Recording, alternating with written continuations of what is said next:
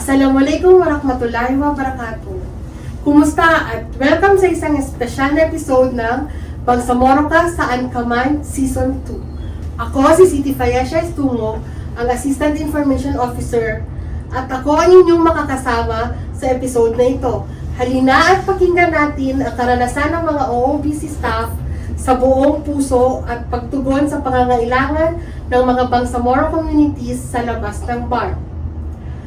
Kasama natin ang ilang kababaihang lingkod bayan mula sa Office for Other Bangsamoro Communities o OOBC na magbabahagi ng kanilang mga kwento mula sa field. Mga kwentong puno ng hamon, inspirasyon at pag-asa. Tara, simulan na natin. Pwede na pong i-introduce ang inyong pangalan at ang inyong posisyon. Sige, thank you ma'am. Assalamualaikum warahmatullahi wabarakatuh and good morning sa lahat. Andito na naman po si OOBC na nag-anyaya sa inyo, panoorin nyo kami.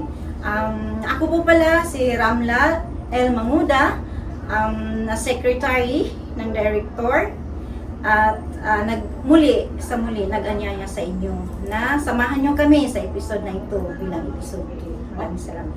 Okay, salamat po ma'am. Ikaw po ma'am, paki-introduce na lang po ang inyong sarili. Ako po pala si Habiba Abunawas, designated as Development Management Officer 1 ng OOBC. Okay, ang huling mag-i-introduce, sige po ma'am, paki-introduce po ang inyong sarili. Shukran ma'am. Assalamualaikum warahmatullahi ta'ala wabarakatuh. Ako po si Omalhir Morsal Nudi, ang inyong Information Officer sa OOBC. Bilang empleyado ng OOBC, bali magtatanong po ako sa inyo. Sige, unahin po natin si Ma'am Ramla. Ano po ang mga pagsubok ng other Bangsamoro communities sa labas ng bar? Maraming salamat sa katanungan. Based sa experience po namin ma'am, is una parang nakikita namin na yung challenges, isa sa mga challenges pala na nakikita namin dun sa ground while nandun kami is or nandun pala ang team. Una, yung parang mahirap daw sila ma-access ng BARM. Challenge sa kanila kung paano nila mahanap si BARM or paano sila makakonect kay BARM. Parang iyon ang isa sa mga nakikita natin. So, buti na lang po, meron pong office na other Bangsamoro communities kahit pa paano sila ay napupuntahan. Yes po. Parang, kumbaga, kahit pa paano naman, madama naman nila na hindi naman sila pinapalagyan. Okay. Salamat po ma'am. Kay Ma'am Habiba, ang tanong ko po ay, ano po ang kanilang mga nararamdaman ng mga tao sa labas ng bar? Sa tingin nyo po, ano po yung kanilang mga nararamdaman? Kung sila ba ay nasusuportahan, sila ba ay nalilimutan, o sila ba ay natutulungan ng other Bangsamoro communities? Ikaw Ma'am Bang, meron ka bang maidagdag sa mga challenges ng other Bangsamoro communities? Based on observation sa outside territory ng BARM, unang-una, ang problema talaga is kakulangan sa serbisyo, no? And also kakulangan sa access sa education, especially yung sa scholarship. Yan lang naman yung na-observe ko sa outside territory ng BARM. Okay, salamat po. Ikaw Ma'am Oms, meron ka bang i-share ng mga challenges? Actually, kung pag-uusapan natin yung mga challenges, talagang napakaraming challenges ang kinakaharap ngayon ng outside bar. Kaya nga nang sabi ng aking mga kasamahan, unang-una yung pag-access nila doon sa education. Maraming mga estudyante na nasa labas ng outside bar na gustong maka-access ng mga scholarship, lalong-lalo na dito sa bar. Ang tanong nila, paano? Saan? Sino ang lalapitan? Yan ang isa sa pinakamalaking tanong nila. Pangalawa is yung livelihood. Oo, alam natin na meron tayong mga provincial government na tutulong din, mga LGUs, mga non-government organization din, na sila yung nakikipag-coordinate din doon sa mga kababayan natin na sa community. Pero ang gusto nilang makuha, gusto nilang serbisyo, yung galing mismo dito sa BARM. So yun yung isa na nakikita din natin sa mga challenges, no? At saka tungkol din naman sa kung sasabihin natin sa health, marami din sa ating mga outside bar na hindi alam kung sino yung mga lalapitan aside doon sa provincial government or yung sa programa ng ating mga mayor or yung mga lokal na government natin. So hindi nila alam kung saan sila pupunta. Hindi nila alam kung sinong kokontakin nila pagdating sa kapag na-hospital yung kanilang mga relatives. Sino ang lalapitan? Saan sila lalapit? Ano yung mga requirements para makuha nila kung ano yung mga tulong na gusto nila. So napakaraming mga challenges ngayon ang kinakaharap ng ating Bangsamoro community sa outside bar. Ayan, napakarami pala talagang challenges ng mga other Bangsamoro communities sa outside bar. Okay, pangalawang question po, ano po ang kanilang mga nafe-feel? Ano ba, sila ba ay forgotten or sila ba ay supported ng ating gobyerno? So, ano sa tingin niyo po? Ikaw naman mauna, Ma'am Bang. Ano ang kanilang mga nararamdaman? Sila ba ay nakikita? Sila ba ay suportado? Sila ba ay nalilimutan ng ating gobyerno? Ikaw, Ma'am Bang, unahin kita. Okay. Siguro may mga part na may lugar siguro doon na feeling nila nakalimutan sila. Yun siguro yung mga hirap mag-access sa mga serbisyo. Meron din siguro na mga lugar na kung saan they feel that they are heard and seen. So, this is an opportunity sa mga tao sa outside bar yung nagkaroon ng OOBC. So, I think they feel heard also and seen. Inshallah, Ma'am. Inshallah, sila ay hindi malilimutan ng ating gobyerno. Okay, ikaw po, Ma'am Oms, ano ang sa tingin mo? Sila ba ay nalilimutan? Sila ba ay nasusuportahan? Or nakakakuha sila ng tulong mula sa atin? Okay, alam mo kasi, although kahit na mga nakikita natin na mga challenges yun siya, no? Tulad yung sa scholarship, yung sa health, yung sa livelihood. Pero, alam naman din yung, kumbaga naghahanap din ng paraan, yung especially yung sa barn, kung paano nila ma-access yung nasa community, yung nasa outside barn. So halimbawa nilang doon sa scholarship program natin. So ang ginagawa nila, based ito sa experience ko na nakita ko dati, na especially bago pa lang, na ang BARM is meron tayong Polcom, meron tayong SWC. So parang doon dinadaan. Tapos parang na-access din ng mga kabataan through sa Polcom at saka doon sa SWC kung paano sila makapag-access doon sa mga scholarship program ng BARM na ino-offer nila. Mga hindi naman din talaga napakalaking challenges, pero ito yung mga isa sa mga nakikita natin na especially doon sa mga liblib na lugar na mga Bangsamoro natin. Hindi kasi nila alam din, lalong-lalo na yung mga mahihina ang signal, so nagpo-post ang Bangsamoro government doon sa mga social media, sa Polcom sinasabi, then doon sa mga SWC at saka sa iba pang organization na partner din ng Bangsamoro government. So, hindi nila masyado yun na-access, hindi nila masyado alam kung sino yung lalapitan nila. Then, pangalawa is about naman doon sa health. Alam natin na meron tayong ambag program na galing mismo sa BARM. So, ang challenges din doon, kaya nasabi ko kanina, is dahil nga sa yung mga iba, hindi nila alam na meron palang ambag na which is nakalagay doon sa provincial hospital. So, ang akala kasi nila is it's ay nakalagay ba sa private, so which is nasa provincial hospital. Ang naririnig lang nila is about sa malasakit center. So, hindi nila alam kung sino yung kukontakin, sino yung tatawagan, sino yung lalapitan para maka-access doon sa BARM. Hindi nila alam na yung ambag program is para sa mga Bangsamoro.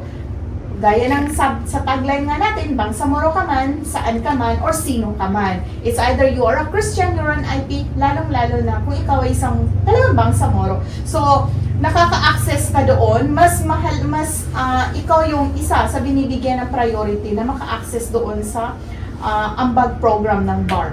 And then, about naman sa livelihood, marami sa ating mga kabangsamoro na hindi alam kung paano sila mag-access doon sa, let's say, sa mga FAR.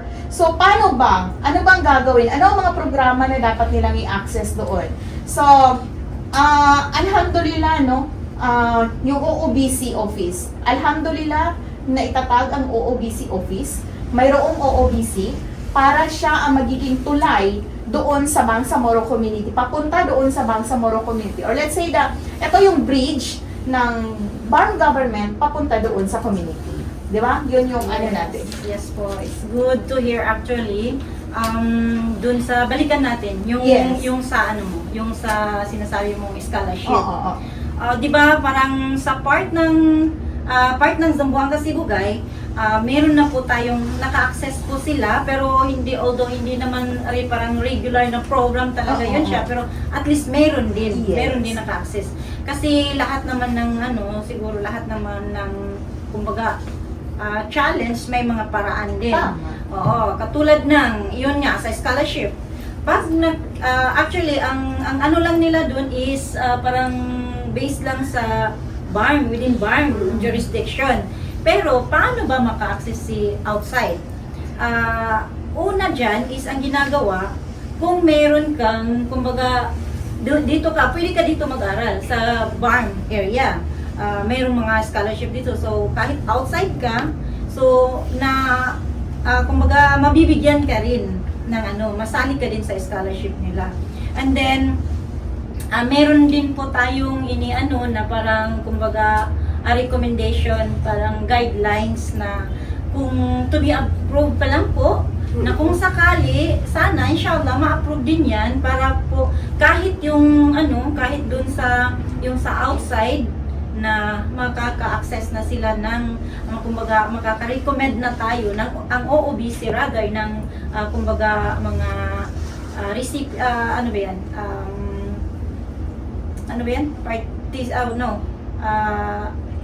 beneficiaries na from OBCs. So dun sa ambag, actually ang maganda dun is yun nga, hindi lang Bangsamoro Muslims ang nakaka-access doon. Kung merong ambag dun sa, for example, dun sa hospital, ibibigay natin example yung sa Zamboanga del Sur, dun sa Pagadian City. Nag-start po ang ambag dun is 5 million. Hanggang ngayon, umabot na ng 20 million. Di ba? Kasi, yun nga, depende din po yun sa kung gaano ka-active yung hospital sa mga hinihingi ng BARM na mga requirements sa kanila. Ang ambag kasi is, wala po yung pinipiling beneficiary. Kung sino yung na-admit sa hospital na yan, pwede siya maka-access. Kahit saan ka man, or kahit sino ka pa. Parang ganon.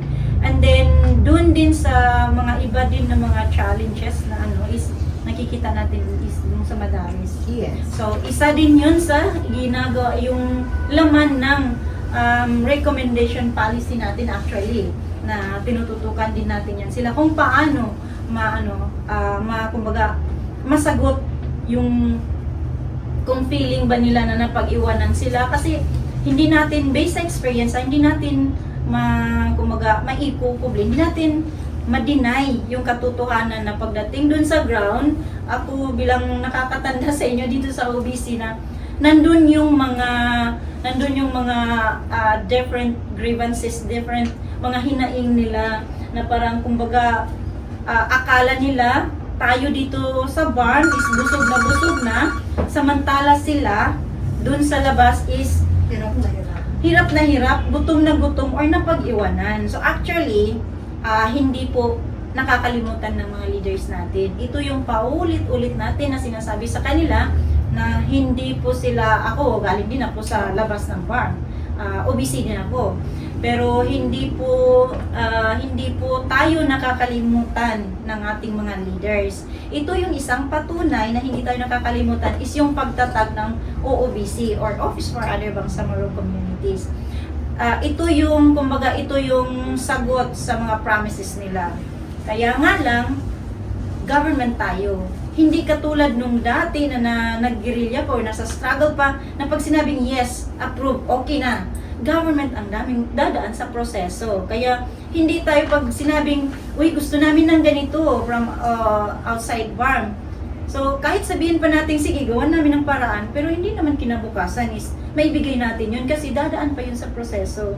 Tayo, i-recommend pa natin yun. Na kung meron naman tayong ang dami namang, actually, ang daming from, mga request naman nila na na-access din or natutugunan din. For example, yung sa mga assistant dun sa mga emergency na may mga nasunugan. Actually, nakikipag-partner tayo sa MSSD, di ba? Na mayroon din yung team ng OOBC na kasama din sa nagbibigay ng tulong nung mga mayroong nangyari doon sa Zamboanga del Sur. I remember Zamboanga del Sur, nakapagbigay din sila ng assistance doon sa Davao, doon sa Icolan. At saka yung Project Tabang na din natin yun siya. Parang, kumbaga, nagiging partner na din natin na tayo yung magre-recommend na, uy, ganito, mayroong request kami na natanggap or need nila ng tulong. So, maibibigay naman nila. Alhamdulillah. Masya Allah, bale. Actually, yan ang aking sunod na katanungan. Meron pa bang programa ang Bangsamoro government para sa ating mga taga-outside bar? Yes, kasi nabanggit na rin kanina, no, yung pinag-uusapan natin, yung about sa ambag, about sa education, sa livelihood, no. Yung nasabi kanina ni Mambay, about doon sa Zamboanga del Sur, may na-receive na tayo ng mga tulong mula dito sa Bangsamoro government. Sabihin natin yung sa Zamboanga del Sur, galing ako ng Zamboanga del Sur from Pagadian. So, like yung sa COVID, unang-una, yung sa COVID. Okay. Naka-receive tayo ng mga bigas, no? Nakuha natin yon sa pakikipag-coordination natin, no? Sa dito sa BARM, sa MSSD. At saka yung may nangyari na calamity doon sa, kung hindi ako nagkakamali, sa Kumalara. Yes, sa Kumalara. Ako din yung naging isa sa naging daan para makapagkaroon tayo ng coordination. So nagbigay, ang nangyari is nakipag-coordinate tayo doon sa PLGU, sa provincial government, sa especially yung sa howling kasi nahihirapan din, no. Yung MSSD natin, nagbigay sila ng bigas para at saka iba pa mga yung mga kit para sa ating mga Bangsamoro na nasa Pumalaran. So, alhamdulillah na nabigyan sila, no? Naramdaman ng ating mga Bangsamoro communities outside BARM na nandyan ang BARM, na nandyan sila tumulong para doon sa outside, no? Hindi nila na nafe-feel na nakakalimutan sila. Yun nga lang, tulad nga sabi ni Ma'am kanina, ni Ma'am Bay, no? Hindi kasi black and white, no? Alam natin yan, black and white. Ang sinasabing black and white is kailangan may papel. Dumaan tayo sa protocol. Kailangan magkaroon tayo ng request letter. Hindi kasi yan siya basta-basta sinasabi natin, uy, problema kami ngayon dito sa lugar namin, nabahaan kami. Sasabihin mo lang. Hindi ganon. Kasi alam natin na ang government talaga is talaga napaka-strict, especially sa COA. Kasi inaano yan eh. So, hindi tayo basta-basta nagbibigay, nagpalabas ng without evidence, di ba? Yes. So, kailangan black and white. Mag-request tayo doon sa BARM kung sino yung ministries or agencies or offices na pwede natin pagdalhan doon. Kung saan natin pwede ibigay yung ating mga request letter. Pagkatapos nun, for example, dito sa atin sa opisina, no, sa OOBC. So, halimbawa, ang Pagadian City, nagkaroon ng calamity. So, ngayon, gusto nila, mag-request sila sa Bangsamoro government. So, anong gagawin nila? Mag-request sila through sa ating Chief Minister, through dito sa office natin, sa OOBC. Para naman, tayo kasi ang nagiging bridge, no? Tayo kasi ang OOBC is hindi tayo implementing office. Ang ginagawa natin, tayo yung coordination, tayo yung nagfa-facilitate para mas madali natin ma-access kasi magkaiba na ang dati at saka ang ngayon. 'Di ba? So, yun yung inaano natin doon eh. Para lang maintindihan din. At saka, alhamdulillah, yung mga tulong, yung mga programa ng BARM, hindi lang sa Region 9 ang nakaramdam noon. Marami. Davao, meron din sa iba. Yes, mas marami sa marami sa Davao, mas marami, meron din doon sa Sergeant, hindi man buong region, hindi man buong province ang nabigyan, pero hindi nakakalimutan ng BARM government ang nasa labas. Ang ano lang doon is slowly by slowly. Di ba? Paunti-unti. Hindi naman nila, kumbaga, hindi naman nila iniisip na wala yan sila. No. Nag-iisip ang ating mga chief minister, nag-iisip ang mga MPs kung ano ang kanilang mga gagawin na para maging legal. Hindi illegal, kundi legal yung paglabas ng lahat ng mga tulong para sa ating community, especially sa mga Bangsamoro. Yes, at saka, yun nga, kung lahat ng mga request nila, binabato naman natin dun sa appropriate implementing agencies na kung depende po yun kung ano yung hinihingi nila, saan naman natin, offices or implementing office, ibabato. Ayan, magandang kaalaman yan. So, ano ang naging role ng OOBC para ma-address ang mga challenges na ito? Siguro, una-una na role ni OOBC, siya yung nagpa-facilitate.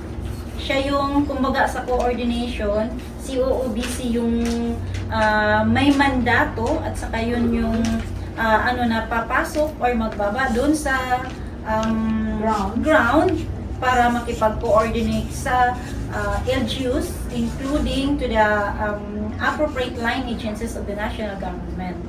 So, kumbaga, tayo, inipa-facilitate natin kung ano yung mga na tulong dun sa labas o mga assistance, kasi hindi, yun nga, sa nabanggit ni ma'am, kanina na, hindi tayo implementing office. So, mag-facilitate at saka coordination lang yung sa atin. Yes, kasi ang tanong doon is kung ano yung mga natin? Kung ano ang mga naging role, kung ano ang naging role ng OOBC? Yes. Kaya tayo nagkaroon ng OBC Mana. Isa sa rason is ang OBC Mana. Para nakikita natin is nagko-collect tayo ng data. Nagko-collect tayo ng information doon sa ground kung ano yung mga pangangailangan nila. So, ito ang ginagawa ngayon ng OOBC. Kung hindi ako nagkakamali.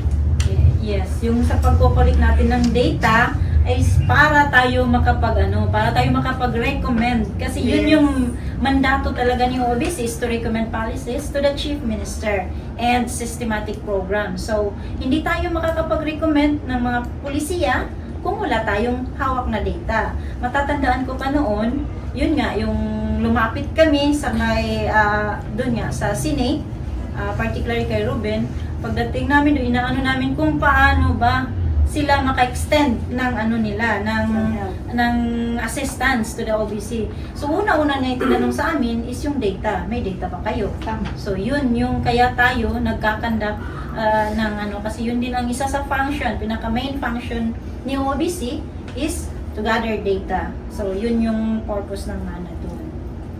Maraming salamat sa inyong mga kasagutan.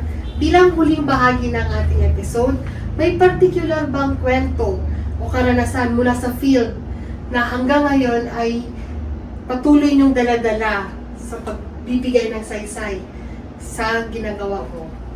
Maraming salamat sa katanungan. Actually, meron talaga.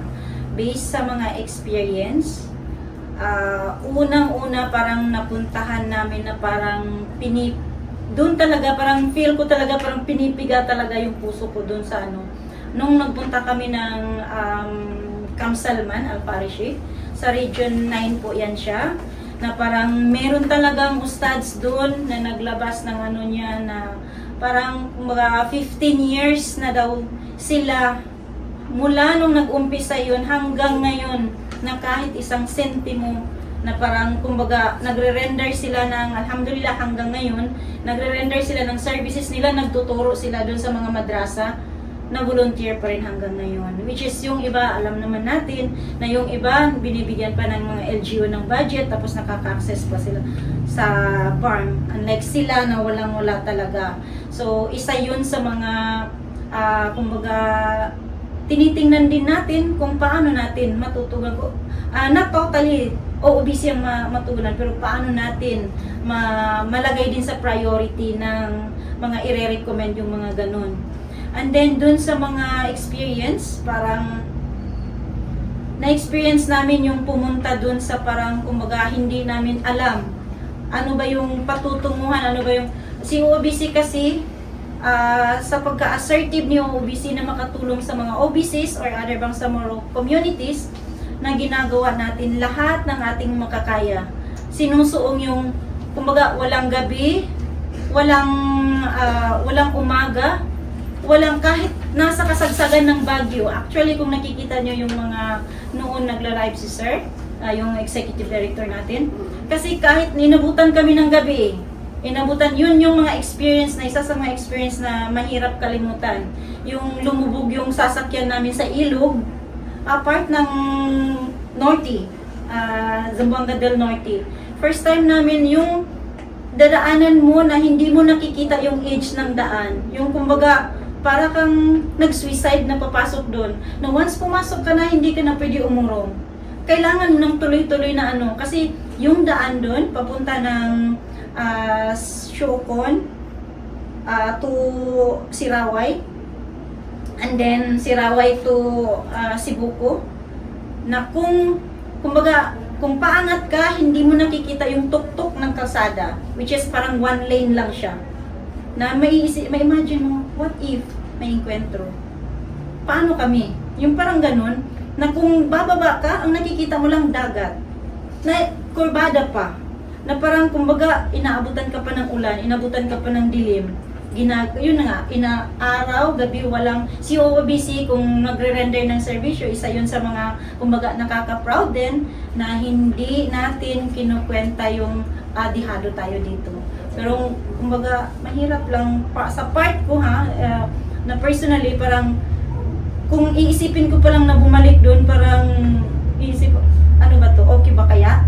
Pero may paraan naman, mabalikan natin yung lugar na hindi doon sa mga daan yung dadaanin. Siguro yun lang, siguro yung mga best na mga ano ko, aside from doon sa mga areas na overwhelmed talaga yung mga OBCs na napuntahan natin kasi kahit pa paano naramdaman naman nila na they are not left behind kasi ito yung mga sinasabi natin sa kanila, ito na yung sagot sa mga promises ng ating mga leaders during campaign ng BOL na walang iwanan. So ito yung so maraming salamat po. Okay. Ikaw po ma'am, meron ka bang karanasan o kwento mula sa field na hanggang ngayon ay hindi mo na makakalimutan? Well, hindi naman tulad sa kanya na talaga Oo, yung dahil may sinusuong sobrang mo, karanas. yung Yes. sinusuong mo talaga, Sobrang, no? ano yung kanilang karanasan. Oo, talagang Pero nasa talagang danger struggle zone talaga. na. Okay. Yun yung jihad. Oh. Kasi ang jihad naman, hindi naman yan, kumbaga, inumpisahan mo tapos parang wala. Kasi ang jihad, walang katapusan. For me, hindi naman porke na nakuha mo na yung gusto mo, tapos nakuha mo na kung ano yung pinaglalaban mo, tapos wala na. After that, wala na.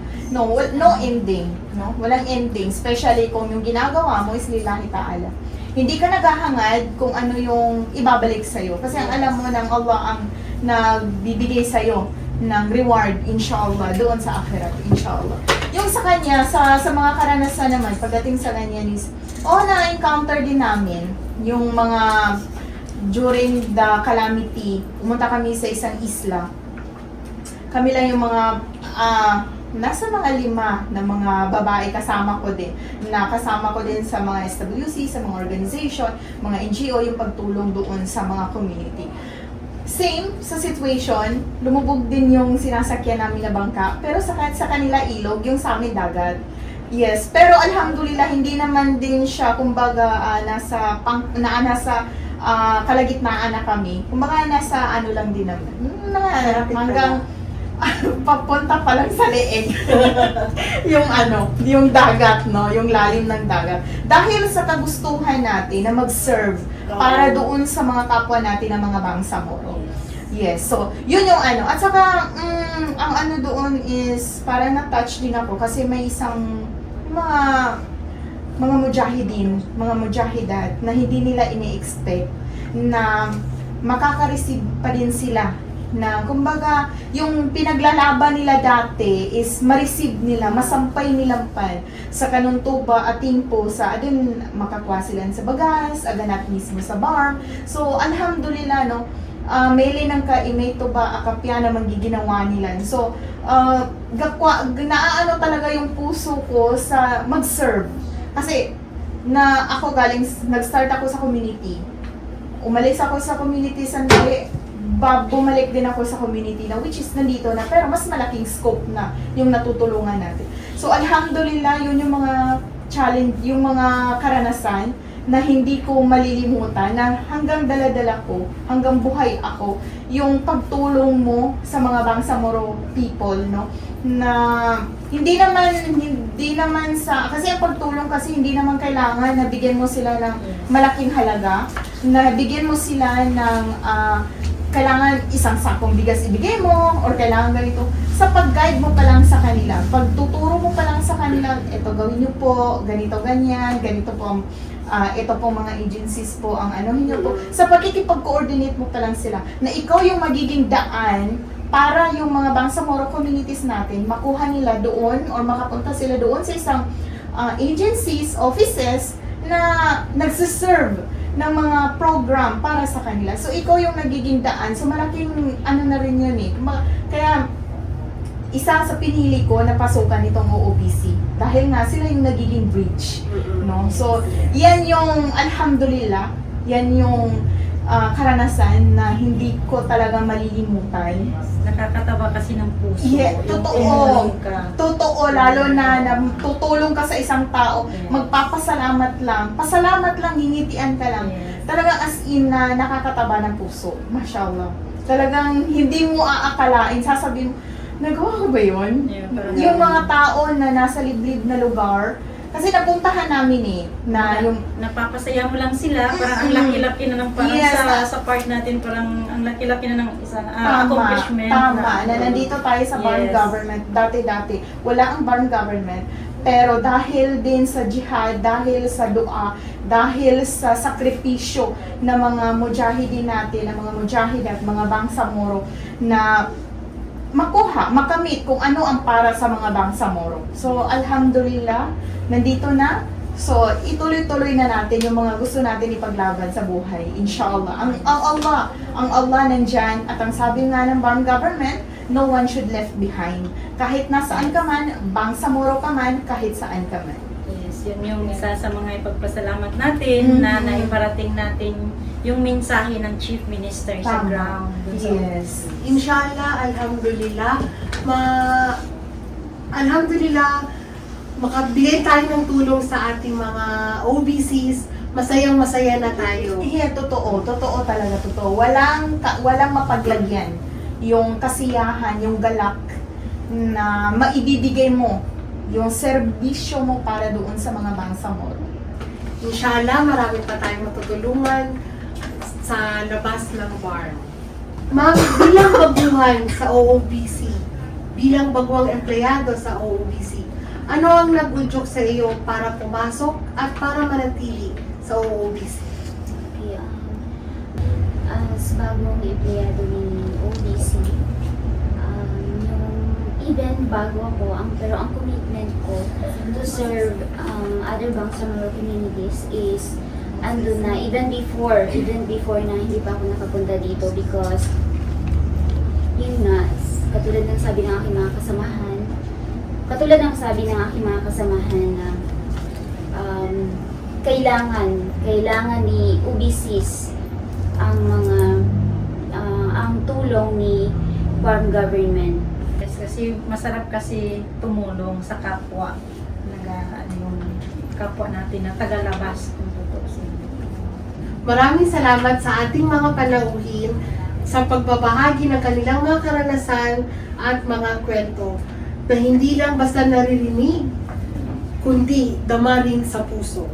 Sana ay na-inspire kayo mga Kabangsamoro at naalala nating lahat na kahit saan man tayo naroroon, ang Bangsamoro government patuloy na kumikilos para maramdaman nating bahagi tayo ng mas malaking layunin.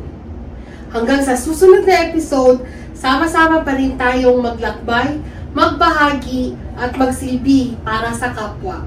Ito ang Bangsamoro Ka, saan ka man, at kami nagpapasalamat sa pakikinig ninyo. Ingat kayo at padayon. Bangsamoro ka, saan ka man. Bangsamoro ka, saan ka man? Bangsamoro ka, saan ka man.